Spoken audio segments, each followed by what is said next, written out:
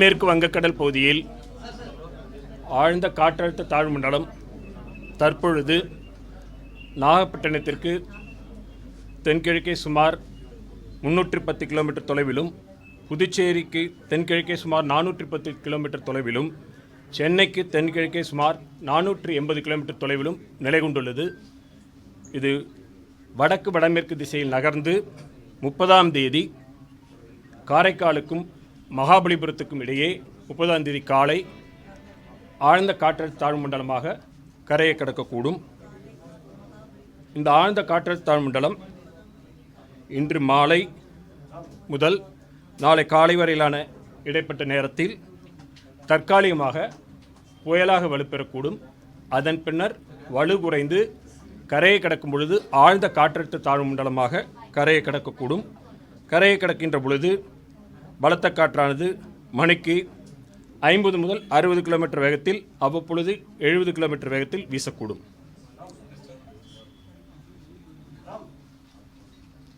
இதன் காரணமாக அடுத்து வரும் 4 தினங்களுக்கு தமிழகம், புதுவை, காரைக்கால் பகுதிகளில் பரவலாக மிதமான மழை பெய்யக்கூடும்.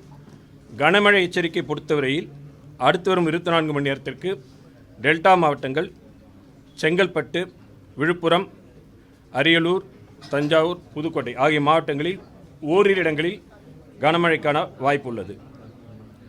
நாளை 29ஆம் தேதி டெல்டா மாவட்டங்கள் கடலூர், புதுவை, விழுப்புரம், செங்கல்பட்டு மாவட்டங்களில் ஓரிரு இடங்களில் அதிக கனமழைக்கும், சென்னை, திருவள்ளூர், காஞ்சிபுரம், ராணிப்பேட்டை, அரியலூர், தஞ்சாவூர் ஆகிய மாவட்டங்களில் ஓரிரு இடங்களில் கனமுதல் மிக கனமழையும், ராணிப்பேட்டை, திருவண்ணாமலை, கள்ளக்குறிச்சி, பெரம்பலூர், திருச்சிராப்பள்ளி, புதுக்கோட்டை, சிவகங்கை மற்றும் ராமநாதபுரம் ஆகிய மாவட்டங்களில் ஓரிரு இடங்களில் கனமழைக்கு வாய்ப்புள்ளது. 30ஆம் தேதி திருவள்ளூர், சென்னை, காஞ்சிபுரம், செங்கல்பட்டு, விழுப்புரம், கள்ளக்குறிச்சி, கடலூர் ஆகிய மாவட்டங்களில் ஓரிரு இடங்களில் அதிக கனமழைக்கும், ராணிப்பேட்டை, திருவண்ணாமலை, பெரம்பலூர், அரியலூர், மயிலாடுதுறை, காரைக்கால் மற்றும் டெல்டா மாவட்டங்களில் ஓரிரு இடங்களில் கனமுதல் மிக கனமழையும், வேலூர், திருப்பத்தூர், கிருஷ்ணகிரி, தருமபுரி, சேலம், நாமக்கல், திருச்சிராப்பள்ளி, கரூர், புதுக்கோட்டை ஆகிய மாவட்டங்களில் ஓரிரு இடங்களில் கனமழைக்கும் வாய்ப்பு உள்ளது. 1ஆம் தேதி மேற்கு தொடர்ச்சி மலையொட்டியுள்ள நீலகிரி, கோவை, ஈரோடு, திருப்பூர், திண்டுக்கல் மாவட்டங்களில் ஓரிரு இடங்களில் கனமுதல் மிக கனமழையும், கிருஷ்ணகிரி, தருமபுரி, சேலம், நாமக்கல், கரூர், தேனி, மதுரை ஆகிய மாவட்டங்களில் ஓரிரு இடங்களில் கனமழைக்கும் வாய்ப்புள்ளது.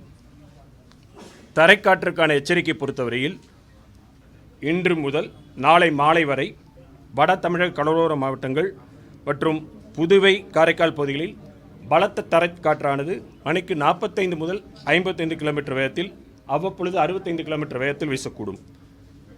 நாளை மாலை முதல் 30ஆம் தேதி மாலையும் வரை வட கடலோர தமிழக கடலோர மாவட்டங்கள் மற்றும் அதை ஒட்டியுள்ள பகுதிகள், புதுவை, காரைக்கால் பகுதிகளில் பலத்த தரைக்காற்றானது மணிக்கு 50 முதல் 60 கிலோமீட்டர் வேகத்திலும், அவ்வப்பொழுது 70 கிலோமீட்டர் வேகத்திலும் வீசக்கூடும்.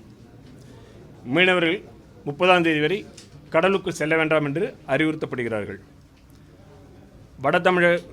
வடகிழக்கு பருவமழை பொறுத்தவரையில் தமிழகம், புதுவை, காரைக்கால் பகுதிகளில் கடந்த அக்டோபர் 1 முதல் இன்று வரையான காலகட்டத்தில் பதிவான மழையின் அளவு 350 மில்லிமீட்டர். இந்த காலகட்டத்தின் இயல்பளவு 346 மில்லிமீட்டர்.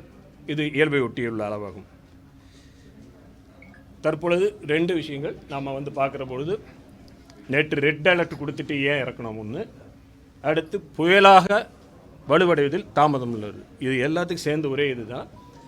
அதாவது இதில் பார்த்தோம்னா முன்னாடி நம்ம சொல்கிற மாதிரி ஒரு சிஸ்டம், காற்றழுத்த தாழ்வு மண்டலம், இந்த மாதிரி லோ ப்ரெஷர் சிஸ்டம் வலுவடைவதற்கு காற்றின் வளிமண்டலத்தின் கீழ்ப்பகுதியில் காற்று குவிதல், மேல் பகுதியில் விரிவடைதல் போன்ற பல விஷயங்கள் இருக்குது. இதில் பார்க்கும் பொழுது 26, 27 தேதிகளில் நல்ல காற்றினுடைய கீழ்ப்பகுதியில் வளிமண்டலத்தில் காற்று குவிவதற்கான நிவிதை பார்க்கிறோம். நேற்று முதல் பார்த்தீங்கன்னா காற்று குவிவது குறைந்துள்ளது. 28ஆம் தேதி அந்த இதில் பார்த்தீங்கன்னா வளிமண்டலத்தின் மேலடுக்கில் அது காற்றினுடைய விரிவடையது தொடர்ந்து நிலை கொண்டிருக்கிறது. அதனால் மேலே இன்னும் சிஸ்டத்துக்கு இன்னும் ஃபேவரபுளாக இருக்குது.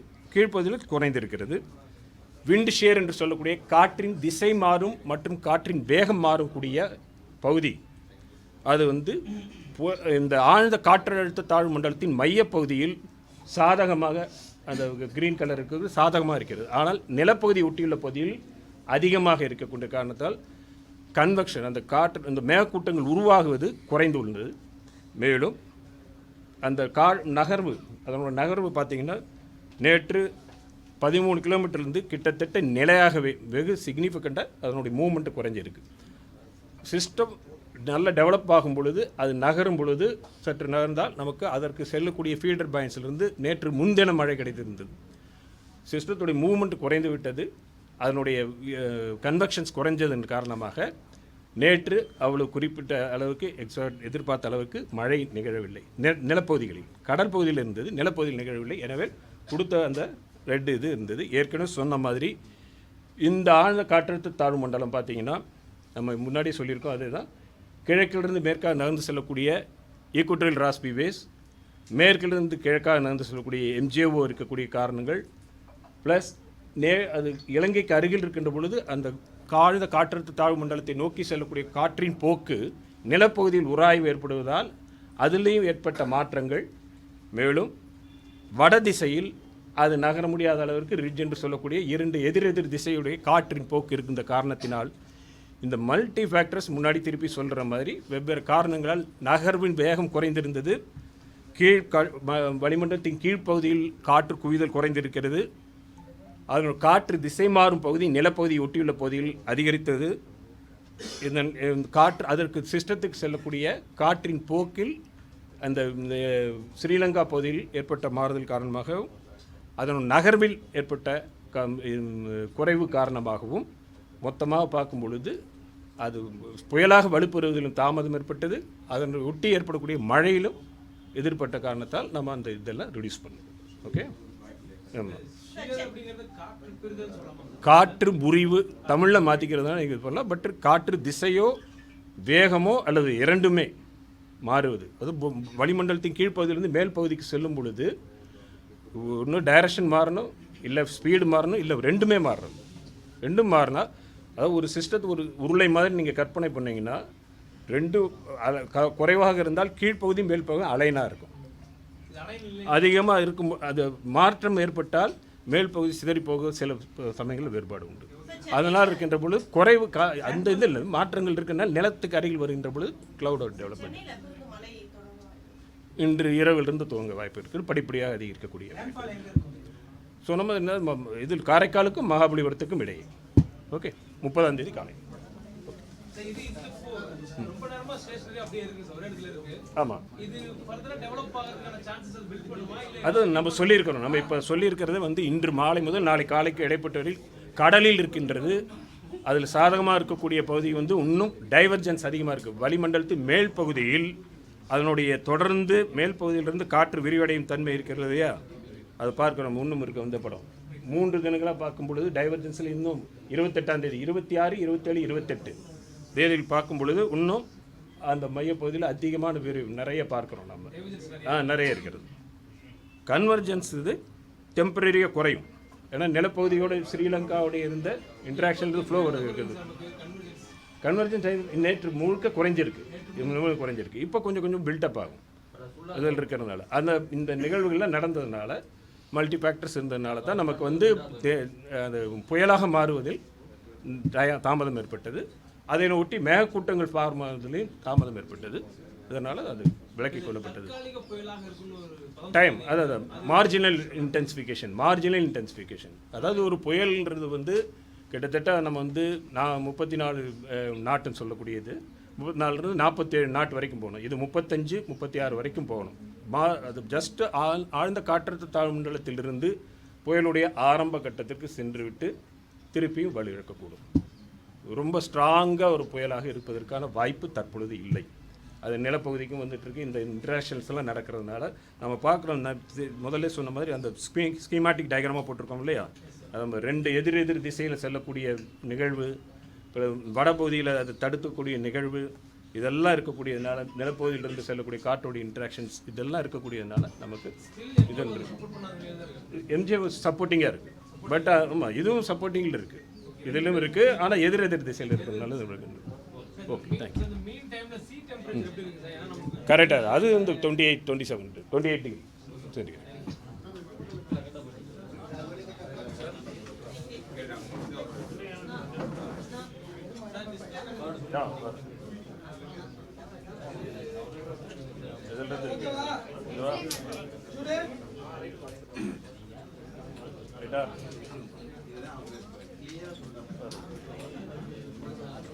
இதுதான்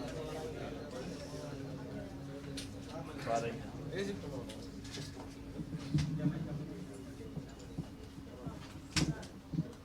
24 மணி நேரத்துக்கான இது எச்சரிக்கை, கனமழை எச்சரிக்கை. 48 மணி நேரத்துக்கான 29ஆம் தேதி எச்சரிக்கை, 30ஆம் தேதி எச்சரிக்கை, 31ஆம் தேதிக்கான எச்சரிக்கை. தரைக்காற்று இன்றைக்கு நாளைக்கு வரைக்கும் வந்து 45, 55, 60 கிலோமீட்டர். நாளை முதல் கடக்கும் வரை வந்து 60, 70. மீனவர்களுக்கான எச்சரிக்கை, பதிவான மழையின் அளவு சொன்ன மாதிரி. கன்வர்ஜன் நேற்று பார்க்கும் பொழுது உங்களுக்கு 60 இருந்தது, இப்போ 30 ஆகும். டைவர்ஜன்ஸ் இன்னும் மெயின்டைன் ஆகிட்டே இருக்கு, அப்பர் லெவலில் இன்னும் மெயின்டைன் ஆகிட்டு இருக்கு.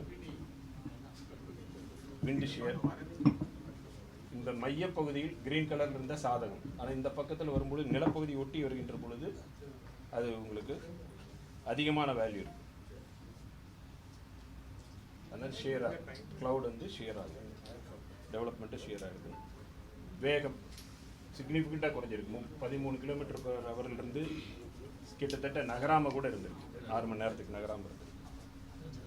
சொன்ன மாதிரி கிழக்கிலிருந்து மேற்கு, மேற்கிலிருந்து கிழக்கு, அந்த நிலப்பகுதியிலிருந்து செல்லக்கூடிய காற்று, பிறகு வட திசையில் இருக்கக்கூடிய பிரிட்ஜ் என்று சொல்லக்கூடிய எதிர் திசை காற்று போகக்கூடிய கரையினால் இது இங்கே இருக்குது.